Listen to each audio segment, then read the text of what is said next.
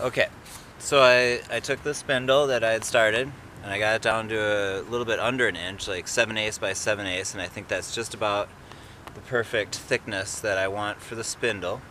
And our next step from there, after you get a nice square spindle that's straight and true, remembering that this is an important part that has to be kept straight for it to function well and spin well, then we want to take these corners off, making the facets almost as wide but not quite as what will remain of the original 4 facets.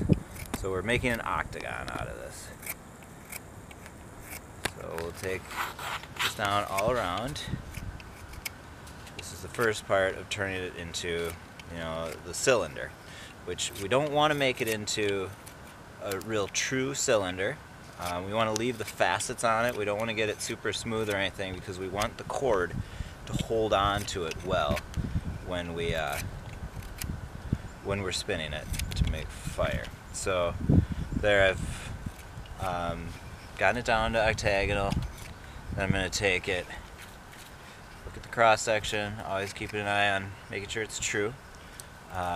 It's got one problem here where the grain curls at the end and it's tearing out funny, but I'm not too worried about that. We'll troubleshoot that. These should be split and should have good wood running, good true grain running through them.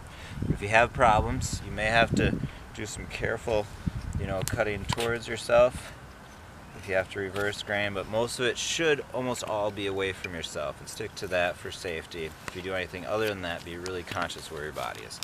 Out, dog. Hey, out. Alright, so we have an octagon, and then I'm just going to take a little of these corners off.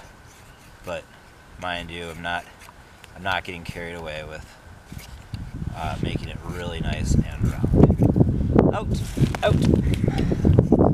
So that's pretty much what we need with the spindle shaping. Getting it to be straight and true, but not like perfectly round cylinder. So that's what we want, nice and straight. Doesn't have to be real smooth, like I said. It will get worn smooth in places, but that's about what we're after. If yours is a little skinnier, that could be okay. It wouldn't go much thicker. This is just about what we want. And then point the ends, but pointing the ends has to be done in a specific fashion. I rotate it and cut and rotate it and cut, making a conical point to it. So I'm going to go kind of fast, but I'm starting from a precise level on the spindle to make a nice cone. Don't make it rounded over. Make it a nice conical top, and check to make sure that it's centered, that point is right in the middle. The point is what's going to allow us to engage in the wood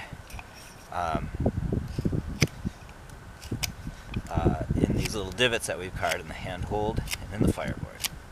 So we get this lined up on top and bottom, moving a little quick. Yeah, we have lots of company here today.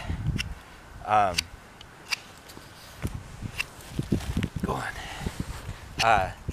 Getting these points on center. But not getting too carried away. They will burn in to the fireboard. Don't be distracted by the cat. Go on, go on. Okay. So, that's about right. So we have spindle ready to go. Fireboard is mostly ready to go. I will lay this on here. I will make sure there's an 1/8 margin. I lay it on to make sure that my point is in from the end, and that I'm going to leave a margin even when I'm burned in, because you don't want the hole to be right on the border of the piece of the fireboard. That would result in it dishing out and popping out and not being a sustained socket when we get it burned in. Again, I'm going to do some point work here just to get that started. It's okay, we just worry about steady camera. Alright, that I think will give us a socket right about where we need it. And I'll put the bow together, and then we'll be ready to spin it. In the first spin, I'm going to kind of make sure everything's working right, and then you want to hopefully run it. Okay, so I'm going to do a pretty simple chord arrangement where I leave some slack, wrap it a couple of times. My bow is not designed to flex necessarily. This is a pretty thin bow cut from live material a long time ago. If I was using dead material, I'd make it cockier. But I wrap it a couple of times, then I just do a little hitch, or like a little double hitch here of coming through the opening once, and then putting it around the cord and coming through the opening a second time. Super simple knot work usually because I want to be able to adjust the string quickly. You want it to thread in tight, which is how that is. And the way you want to load the spindle is lay it across the string, twist the top under the string and up, and then pull it into vertical. And it should take some effort to get it vertical. Alright, and then I'm going to spin it. The form is really important. Find somewhere reasonably flat. Get your foot right up on there. I'll often take my shoe off, but you want the arch of your foot right by the hole. Put this right here. I want the crook of my wrist tight to my shin. I'll hold that steady and make sure the under surface of the handhold is kept vertical, or horizontal. Then I want to make sure that the spindle is kept very vertical, and I want to make sure my leg is upright, horizontal, upright and horizontal, like my form is very squared off, and my upper body can hold down the spindle gently at first, but then with more force downward from my upper body through my arm after that. So crook your wrist and against your shin is really important. Having your body like this, not being back here or way up here, but nice and straight over your set. And then start by holding it steady without much downward force, running the bow, getting it spinning gently, and then as things start to go, adding pressure, getting it to smoke. And we want to run it kind of steady and smooth until we get it burned into both the handhold and the fireboard to the full diameter of the spindle.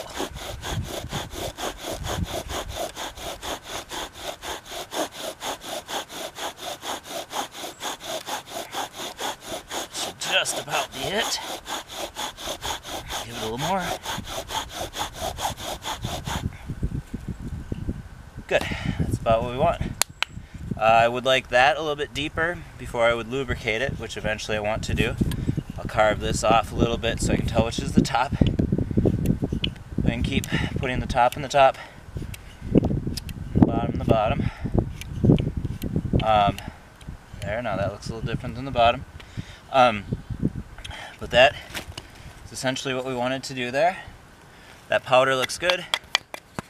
And the last thing before we would go for a coal, which will be the last video, is make sure that's square and do this right here. Cut a wedge that's essentially like a 1/12 of the pie out of here.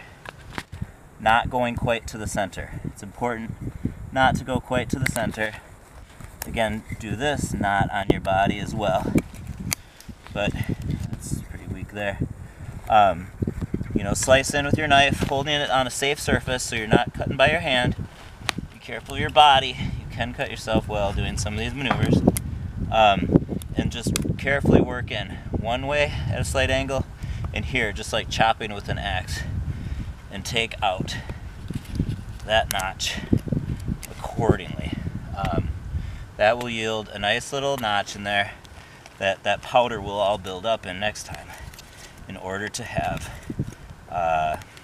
your coal form there and actually become hot enough to start smoldering and combusting on its own. We'll save that for the last video. I'll clean this up a little bit more. Just be careful of your cuts and your safety. Don't be doing this on your leg. Don't have your hand right here. Get your hand back, get it on a hard surface, and cut out that notch nice and cleanly, not quite to the center. And then your pieces are all ready, from what I've showed you, to go for a coal. Why don't you cut it?